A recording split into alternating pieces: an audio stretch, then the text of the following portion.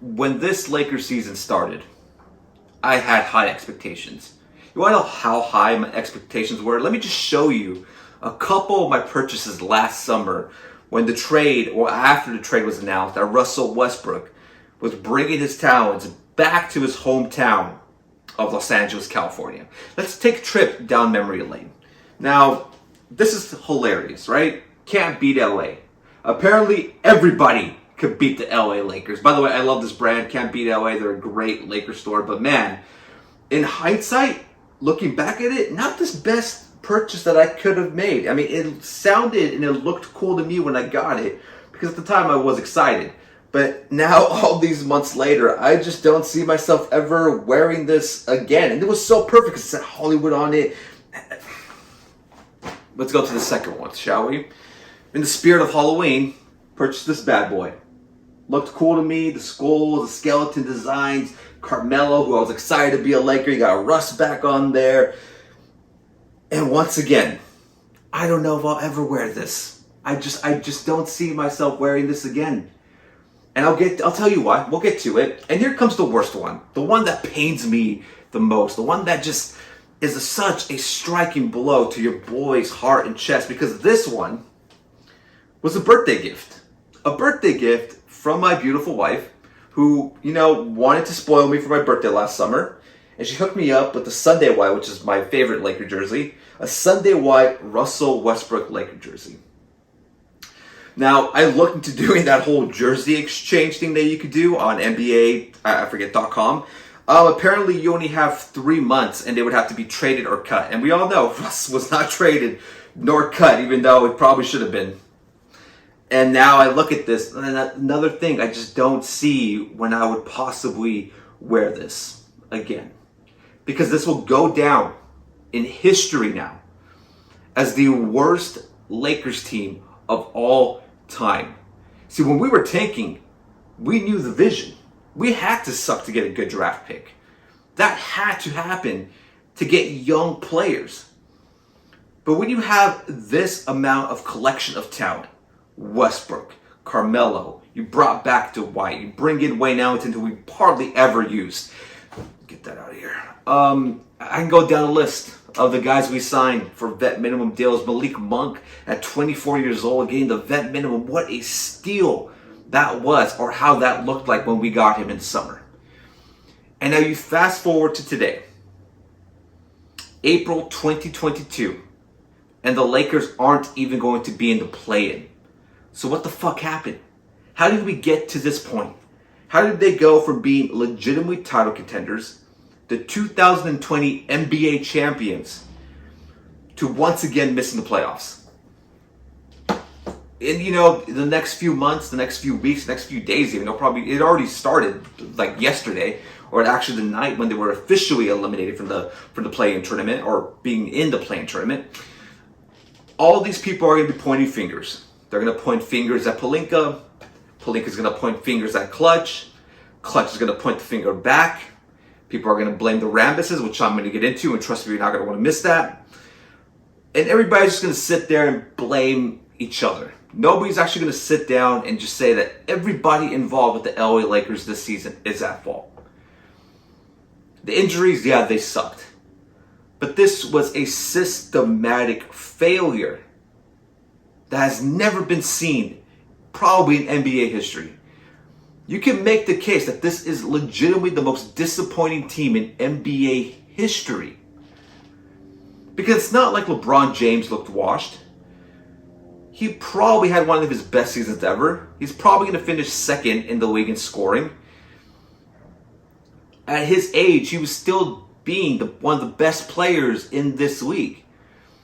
So how did this whole thing break down? It starts with one common denominator, for me at least. And everybody's going to have their own opinion. Everybody's going to blame somebody else, I'm sure. But for me, at the end of the day, the one common denominator that has been the common denominator since LeBron joined the Lakers in 2019 has been ownership. Jeannie Buss has once again proven to myself, to this fan base, and to the entire NBA that she is not fit to be the owner of the LA Lakers. I don't know if the Buss family is fit enough to run the LA Lakers. The worst thing that ever happened to the Lakers, other than the passing of my hero Kobe Bryant, was the day that Dr. Buzz passed away and he didn't sell the team and he left it in the hands of his family, who are so incompetent at this role, that the Lakers have missed the playoffs more times since he's passed away than when he was alive as the owner of the Lakers. That's just facts. But my problem with Jeanie Buss is that you're running a $4 billion franchise. You pay the 5th most luxury tax in the NBA, something that you didn't want to exceed because you're a penny pincher. See, Jeanie Buss has made it very clear by her actions, by her words, by the way she runs this team, that she cares more about being a fake celebrity and hanging out and rubbing elbows with other celebrities than actually building a competitive championship team. There was no reason for Alex Caruso to not be re-signed by the Lakers. And that probably should have been the moment that we all realized that this was going to be such a clusterfuck. It should have been. Because here's the thing with Caruso, the Lakers could have matched any deal. He could have got a max contract. And the Lakers could have matched that deal and it wouldn't have affected the salary cap whatsoever. The reason why Alex Caruso is a Chicago Bull right now and not with the Lakers is simply the luxury tax that Jeanie Buss no longer wants to pay for, even though her team has LeBron James and Anthony Davis. And then traded for a point guard who's going to get paid $40 to $45 million a year next year on an expiring deal.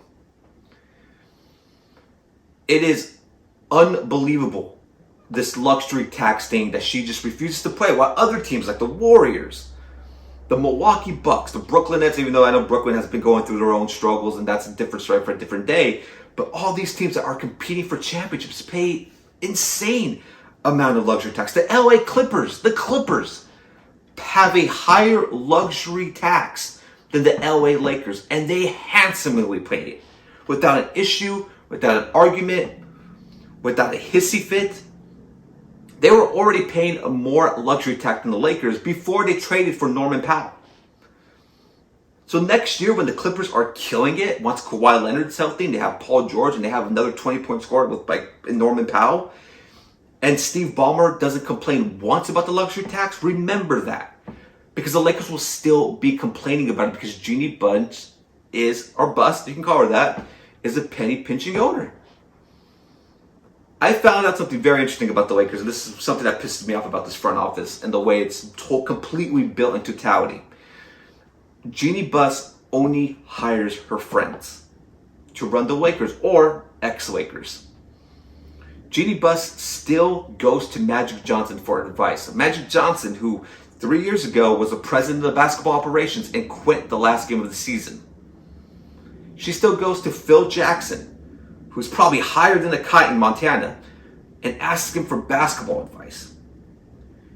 After seeing what Phil Jackson did in New York, after seeing what Magic Johnson did his first year, or in his only year as the president of basketball operations of the Lakers, why would you go to them for advice? Why would you think that they would know how to fix anything? And the fact that you would have to go to them instead of working or hiring competent people in your front office, you would rather go to 2 outside parties, is insane to me. The fact that Linda Rambis has a role in the Lakers front office is ridiculous to me. The fact that Kurt Rambis has a role in the Lakers front office is ridiculous to me. Why in the hell are the Rambises, the Rambis family, Jeannie's little three-way, involved in the Lakers' decision makings on how to build this team? Linda Rambis has no basketball intelligence or expertise other than sleeping with Kurt Rambis.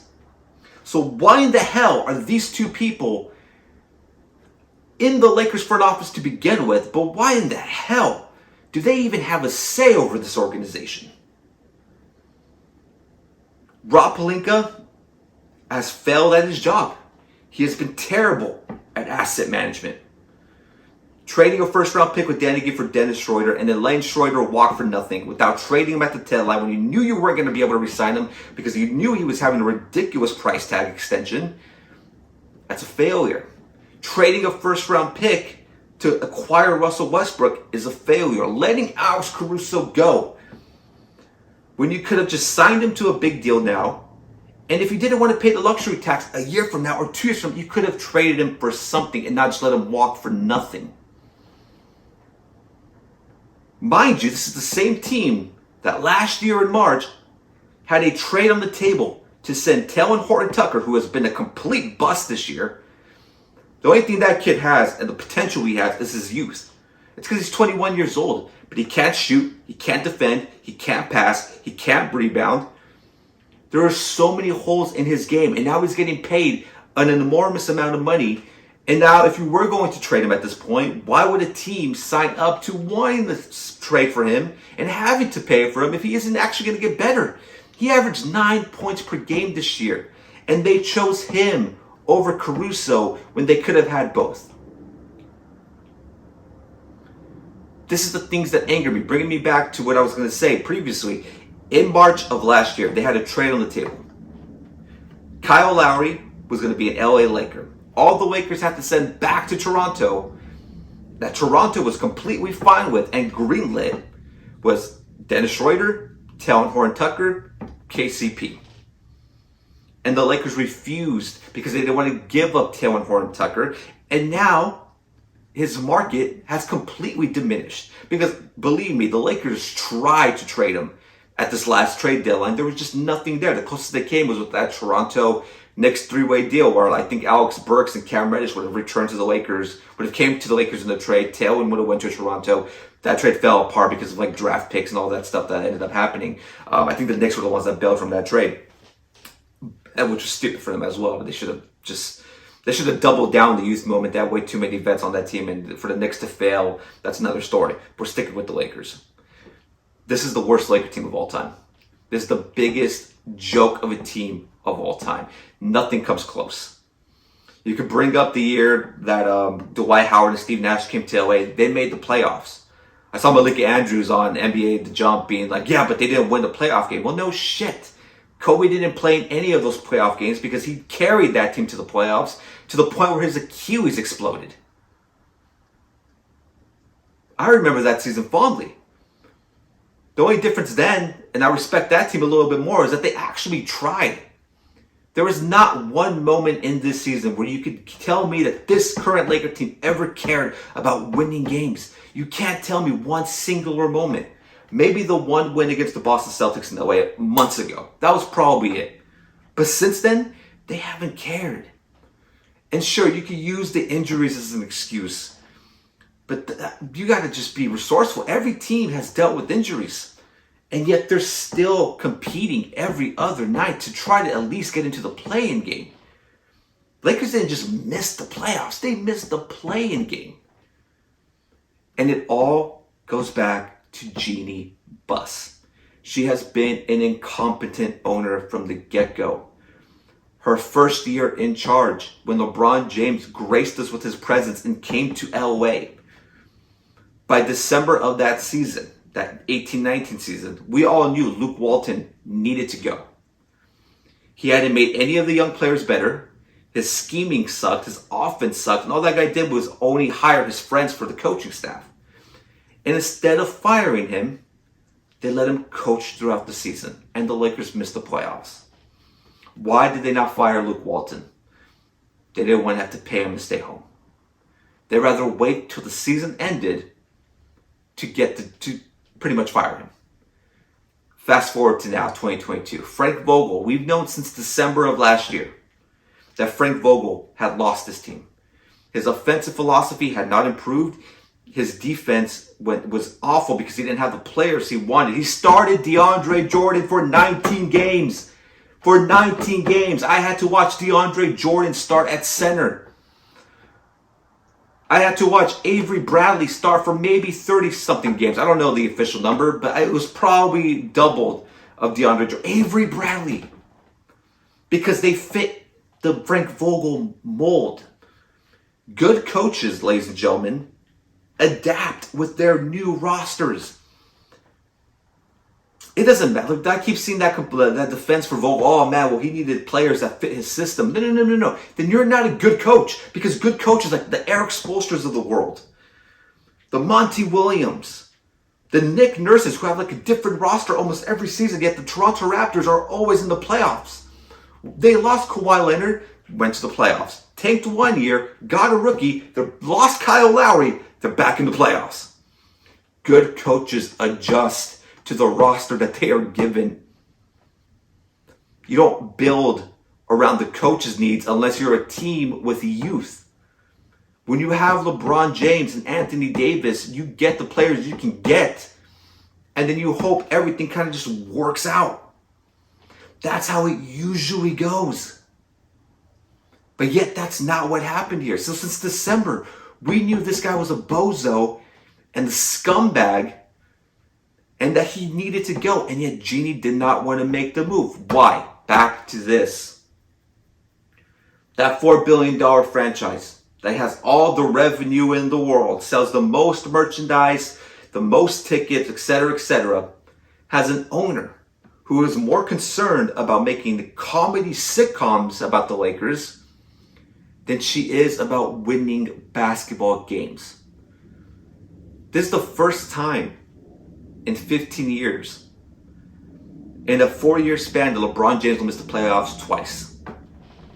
This isn't a young LeBron James. This is a LeBron James that is at the end of his career, who has already kind of hinted and flirted with the idea of going back to Cleveland. And when the day he does leave, I would not be surprised Anthony Davis bolts to Chicago. Because why would you want to be stuck on the sinking ship? But don't get me wrong, I have been a critical person of Anthony Davis. I've said it many of times. I believe his injuries have hurt this team more than a lot of other things. I think coaching has been the number one worst thing that has been bad for the Lakers, other than Jeannie Buss and her ownership skills and who she surrounds herself with. Anthony Davis needs to get better when it comes to staying healthy. I completely agree with those statements. But coaching should have been changed. The coaching was awful the entire year. Russell Westbrook, who I used to honestly not been a fan of, because he was a professional shit talker. All the years of the whole baby cradle and just yelling at players and just pointing at them, all the beef he had with Damian Lillard, I thought he was so pompous and just annoying. He was a perfect heel, to be honest with you. Hasn't done anything since Kevin Durant left him. He really hasn't won much. As a singular player, he gets the job done. But if you want to win games, Russell Westbrook is the exact opposite of a winning player.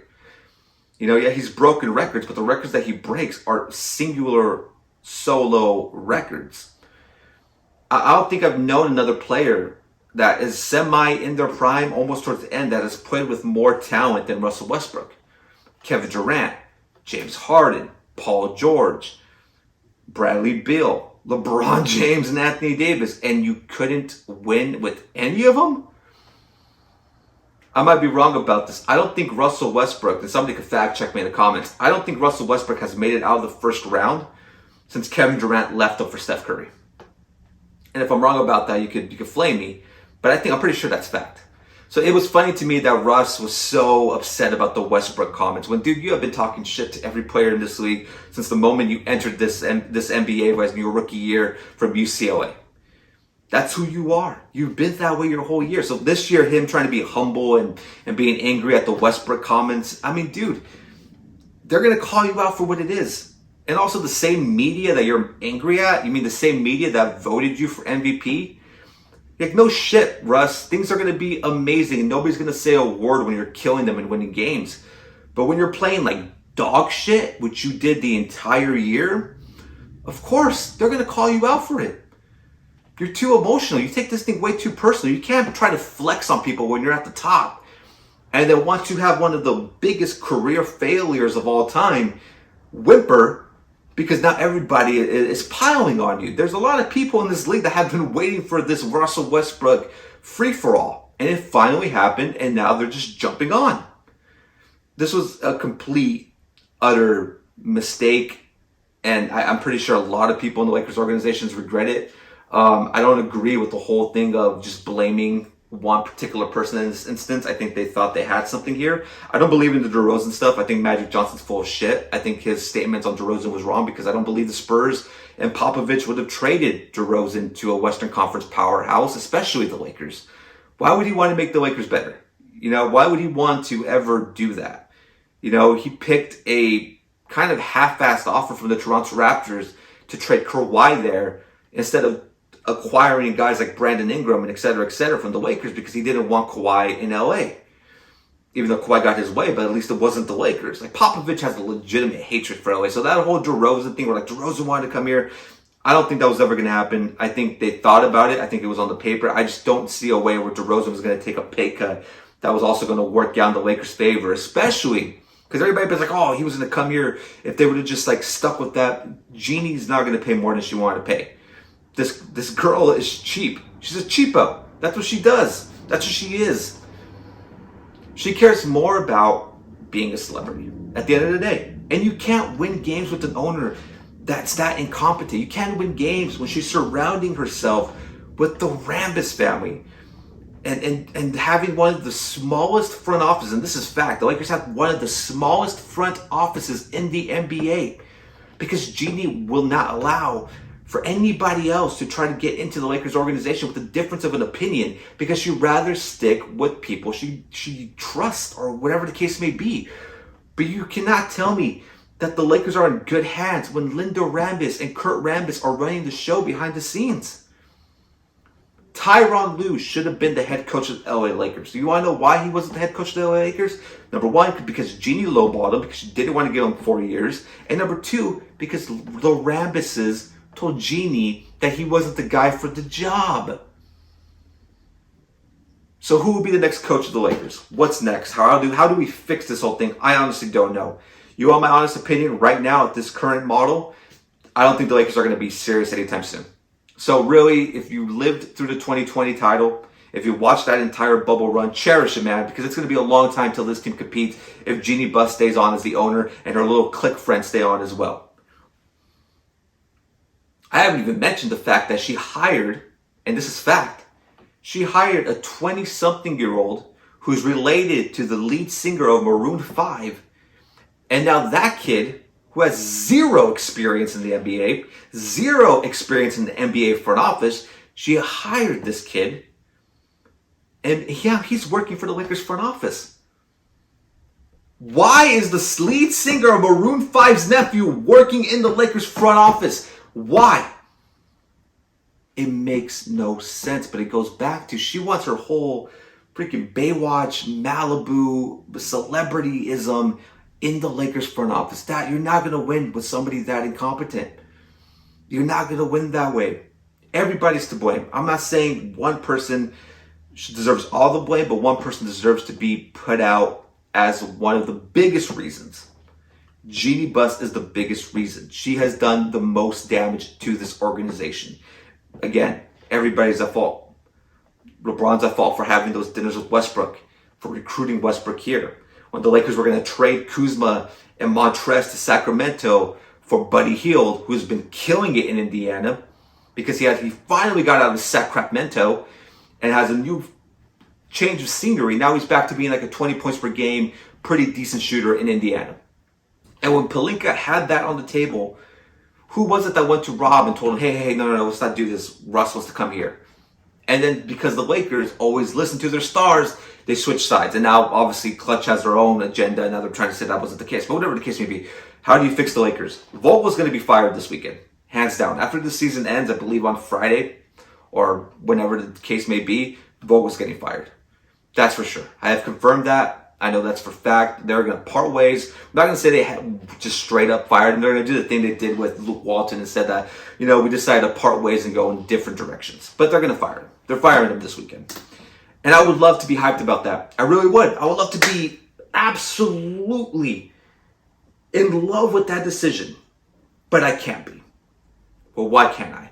Because the same people that hired him, the same people that lowball Ty Lue, the same people that refused to fire Luke Walton, the same people that refused to fire Frank Vogel in December, are going to be the same people that conduct this coaching search. Now, there's already names out there that the Lakers might be interested in. Quinn Snyder, the head coach of the Utah Jazz, has been one of them. Maybe one of the most prominent ones to be mentioned, because a lot of people around the league assume that Quinn Snyder is going to end up pulling away from Utah. And the two top spots for him are going to be San Antonio and LA. I'm going to tell you right now, if it's between San Antonio and LA, Quinn Snyder is going to be the head coach of the San Antonio Spurs. Number one, they're not going to lowball him. They're going to give him a 4-year deal. They're going to let him pick his coaching staff. He has ties with San Antonio. Popovich is going to recruit him heavily because Popovich is done after this year.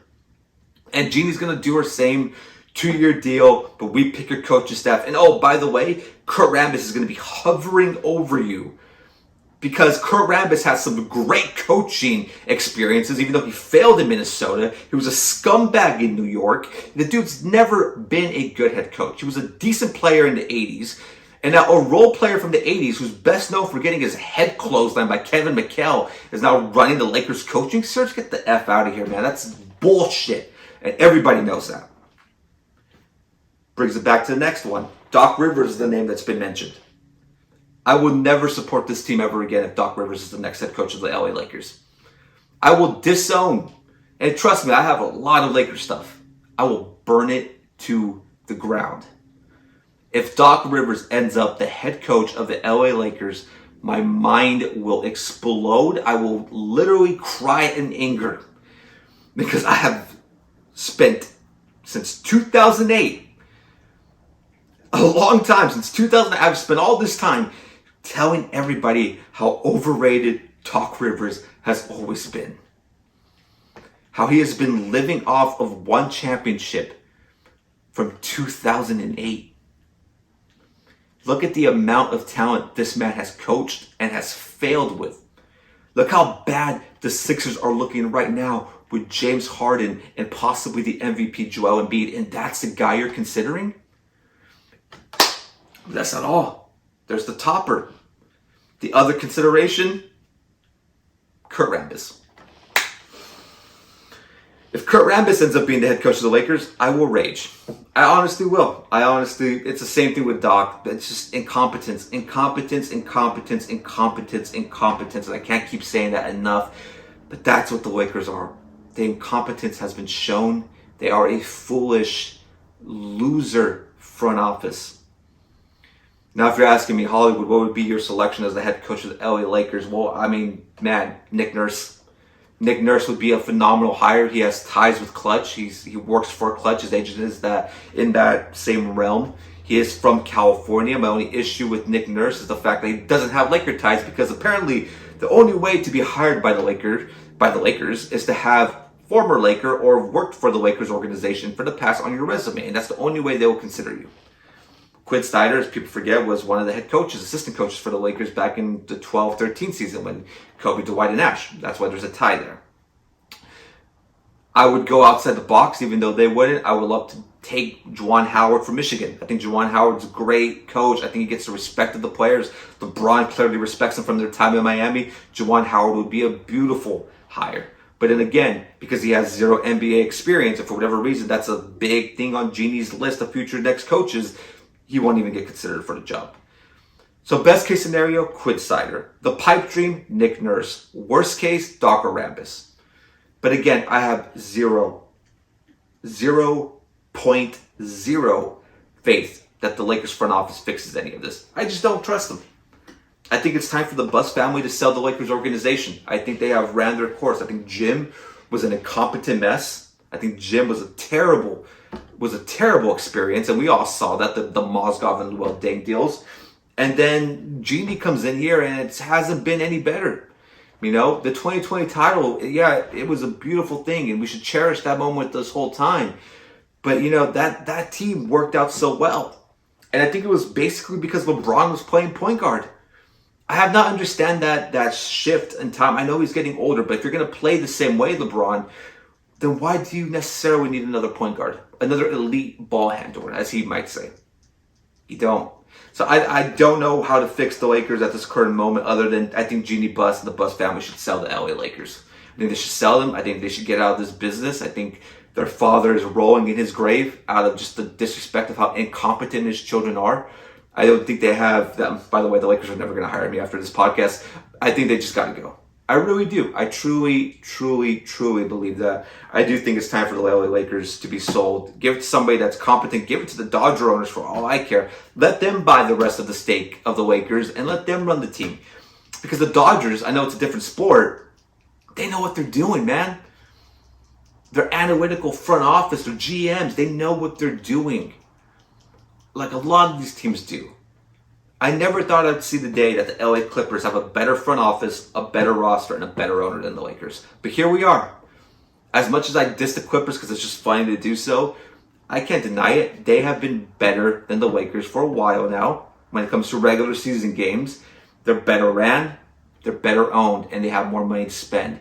Jeannie Buss is unfit to be the owner of the LA Lakers anymore. The only way to fix this team immediately, and I mean immediately, rip the Band-Aid off, it's time for her to go. It really is. And if people disagree with that, please let me know down below in the comment section. Let me know what you guys think what the Lakers should do to fix this team. But I think at that point, it should be that. It won't happen. She won't sell the team because that's her whole identity, you know?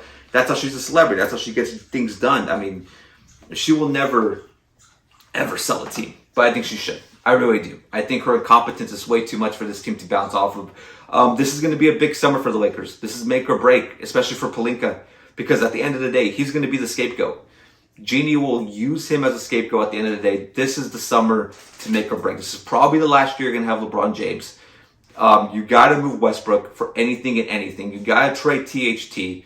You got to trade Kendrick Nunn, who we gave $5 million to and never played one game over a knee bruise. A knee bruise, bro? Come on, man. What are we doing?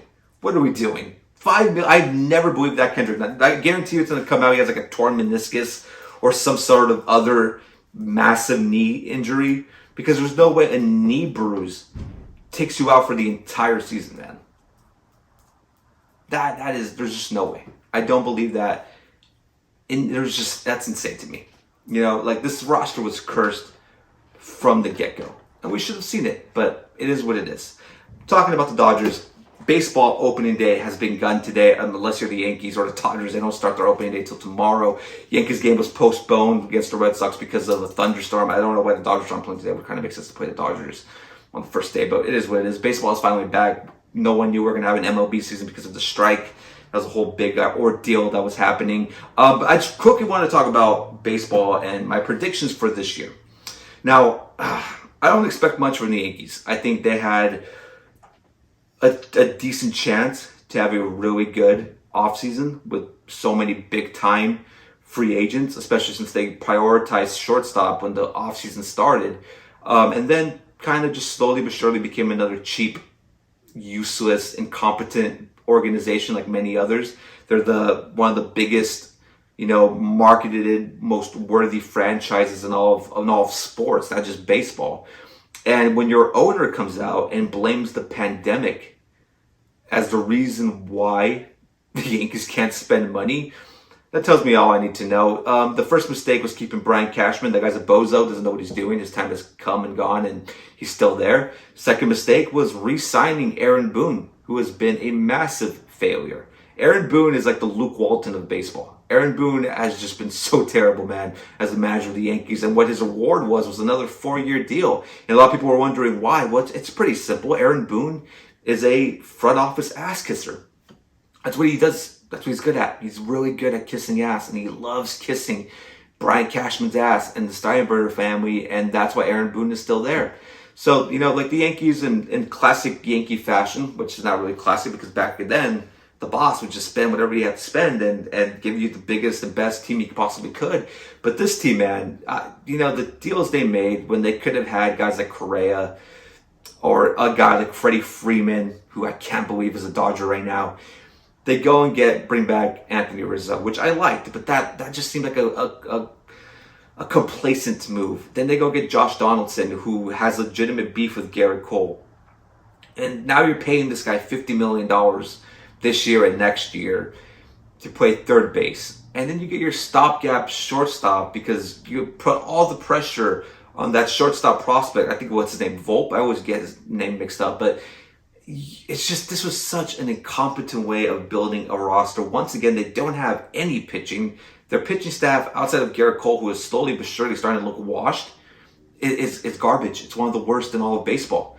So I have zero expectations on the New York Yankees. If they make the playoffs, it'll be another wild card loss. I expect them to be more of the same, like they were last year. The fact that they haven't even gave Aaron Judge a contract extension is insane, absolutely insane. You would think somebody like Aaron Judge wouldn't have to negotiate a contract extension, but this is the new era of New York Yankees baseball. They are not the best front office. They are incompetent. They're just foolish, and another penny pinching franchise. Unlike the Dodgers, who are literally printing money out like nothing and replace players seamlessly. You know, they lose Kenley Jansen, they bring in Kimbrel. They lose Seager to the Texans, and they bring in Freddie Freeman. Like this, the Dodgers are just a well-oiled machine. Like the worst thing that can ever happen to the Dodgers is when they lose in the playoffs, because then the following year they come back even better and even stronger with even more depth.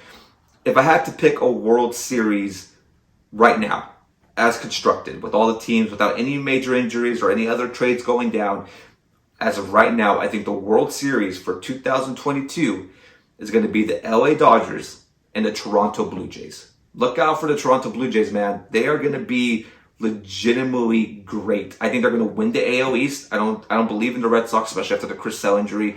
The Yankees are an afterthought. The Rays, I think they're already starting to penny pinch with the Rays like they usually do because they're a smart market franchise. That makes sense to me. But the Toronto Blue Jays, with the roster they have, with the collection of talent that they've had, they can go on like one of those Houston Astro runs without the cheating, obviously. But they can go on one of those serious runs, man. And I really do think this is going to be the year of the Toronto Blue Jays. That's my World Series pick. I am stamping it in. Toronto Blue Jays, LA Dodgers, World Series 2022 in October. It's going to be insane. It's going to be interesting because if the whole COVID vaccine situation isn't like solved by October, it's going to be interesting to see what players can even play. Like, let's say it is Toronto versus LA, and there's certain Dodger players are unvaccinated. I don't know the rundown about that, how that situation has worked with the Dodgers. I know there's certain Yankees that are unvaccinated. I believe Aaron Judge is one of them. It's going to be interesting to see how those players were able to play in that World Series. Things are still the way they are now. So that would be interesting. But as of right now, I'm punching it in. Toronto, LA, World Series. Mark this down. Clip it. Remember in the next few months. As for MVPs, I mean, I don't know. Ohtani, I guess. Trout, if he stays healthy, because Trout was the most consistent MVP in MLB history. But yeah, a sleeper team in the NL. I mean, would the Mets be considered a sleeper team after their owner spends all that money, especially after the DeGrom injury? I don't know if the Mets are going to make that much noise. I would say a sleeper team, if I had to consider one, the NL would possibly be the Cubs, maybe, potentially. And the AL, a sleeper team, you know, kind of want to say maybe the Angels. This may be the Angels' year to make some type of noise, man. They've missed the playoffs 7 years now. Fully healthy Trout, fully healthy Ohtani. See if those boys can make noise in Anaheim over there by Disneyland. If they can't, then I don't know what the direction is of that team. I really don't. They've just kind of been stuck in the mud for a long time now. It just hasn't really gone anywhere. And this is when we transition, ladies and gentlemen. Talk about some movie stuff. Ezra Miller. Now, I know you guys are probably thinking I was talking about Will Smith, but I feel like every single person has had a comment about Will Smith. And I'm going to wait for Rossi on that one. By the way, Rossi's out scouting, doing what he does best. He'll be back in the very near future. Kind of wanted to make this more like a sports-centric pod just for today. I don't really talk about sports all that much anymore, or I haven't really. But I just had a lot of like anger right here. That I need to let out and express myself. So Rossi will be back in the very near future. And I mean very near. We got a lot to talk about. A lot of wrestling stuff I want to get through. Obviously WrestleMania was last week, and we're going to review that very soon. There's a lot of things we want to get through, and we'll discuss the Will Smith incident. If you believe it or not, I'm pretty sure it was real. A lot of people are still saying it was like, oh man, that was like a program. Nah, man, I don't think Will Smith would do that and sacrifice as much as he's apparently going to sacrifice, which, you know what? We'll say that for the next pod. We're getting to it. I know me and Rossi are going to definitely break that whole situation down because it's interesting, man. The only thing with that is that just everybody has an opinion about it, and I'm just like, just shut up. It's not that deep. Was it foolish? Sure. It's not as deep as a lot of people are making the whole, like, I was traumatized. And by the way, Amy Schumer, man, stop putting that joke thief on everything. She's a terrible comedian, a terrible actress. Her jokes are just awful, bro. We do not need Amy Schumer on television anymore. We just don't. I was more traumatized by her attempt at comedy than Will Smith's slap. Throwing that out there. But now that we're talking about celebrities, Ezra Miller, man. So I found out that Warner Brothers and DC executives had an emergency meeting this last weekend to discuss the future of Ezra Miller. And out of that meeting, they agreed that they are going to pause every single future project starring Ezra Miller. So what does that mean for The Flash? Obviously, we're big DC fans here. We've talked about their Batman last time we reviewed it. What does that mean for the future of The Flash? Which, by the way, The Flash had its first official movie screening 2 weeks ago, which I heard it was pretty good.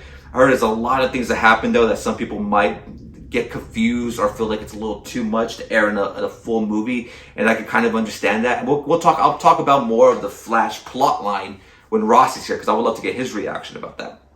But anyways, back to this Ezra thing. If you don't know, Ezra Miller apparently went crazy in Hawaii. Of all the places, Hawaii, I don't know why. The last thing I had heard about Ezra Miller is that he was going after the KKK, which was applauded, obviously. But then it comes out that he's in Hawaii going absolutely berserk, threatening people, getting in fights at karaoke bars because people are singing karaoke, breaking into people's households, getting restraining orders put on him. You name it, this dude was like going absolutely insane. Now, I don't know if it's a mental breakdown, a drug problem, an alcohol issue. If it's one of those, I wish him the best. I hope he gets better. But DC and WB has fully decided that they're pausing everything for Ezra Miller, which has brought the question, will they recast Flash? I think it's too late to recast this new movie, which is, by the way, one of the most cursed film franchises of all time. It's getting up there, man. It's getting up there. You gotta remember, this kid was cast as Barry Allen in 2018. He has not had one solo Flash movie. He's been in BVS as a cameo. David Ayer's Suicide Squad as a cameo. He was the 5th lead role in the 2 Justice League movies, the terrible one and the Snyder Cut. And then he was a cameo in Peacemaker. And in that time, you would think there would be one solo movie. They've gone through 3 different directors. And they've gone through 3 different scripts. The first one was going to be a very basic solo movie featuring Captain Cold. Got scrapped. The next one was going to be a buddy cop Flash movie featuring Ray Fisher Cyborg. Scrapped. With the director from Dope. Scrapped. Now this one with the director from the newer It movies sounds... I was never a fan of It Chapter 2. I thought It Chapter 1 was phenomenal. It Chapter 2 was just a mess, at least to me.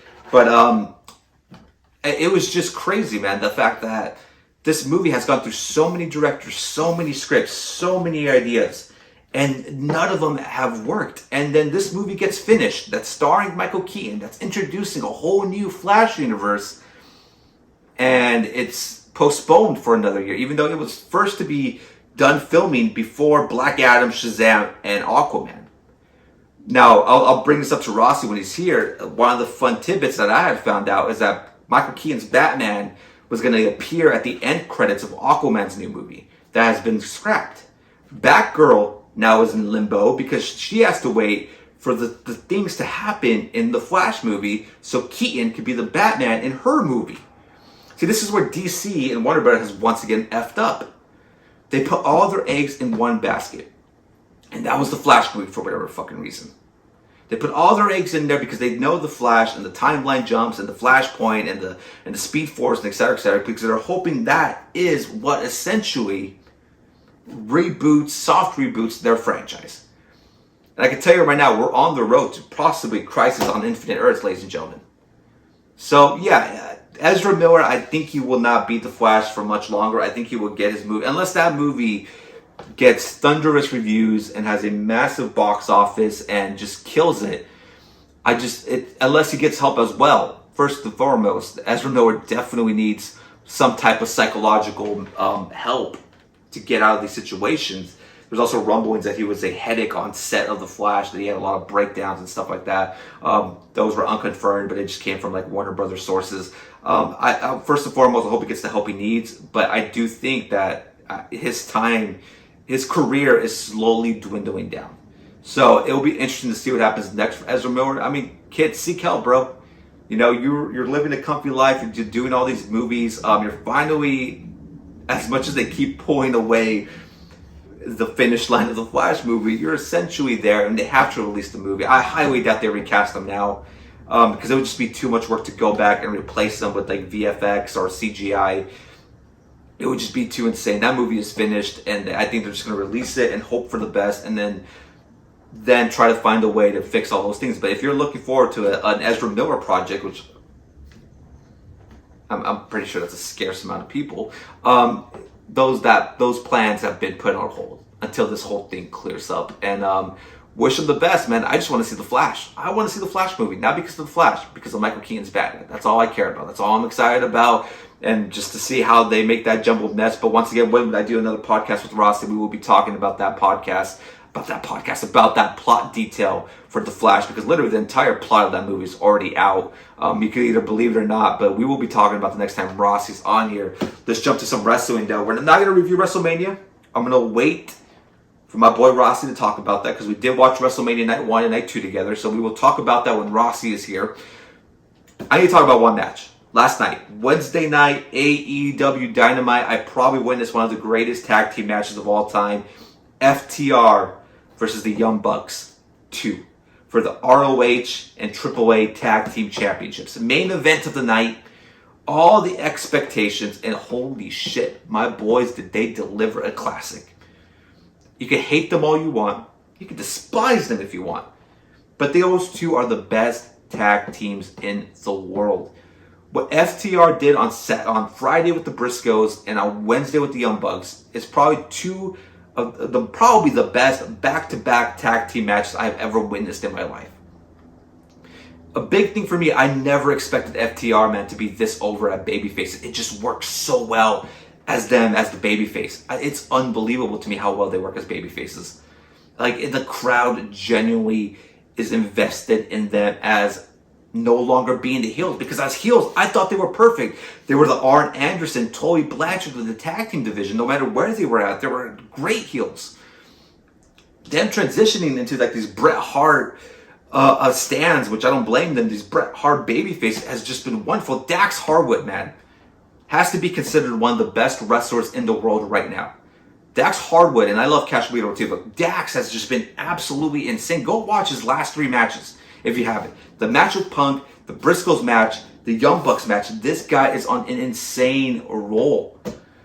This guy is just, he reminds me so much of like a Jim Neidhart, Stone Cold Steve Austin prototype that just has all the skill sets of Bret Hart that you can imagine.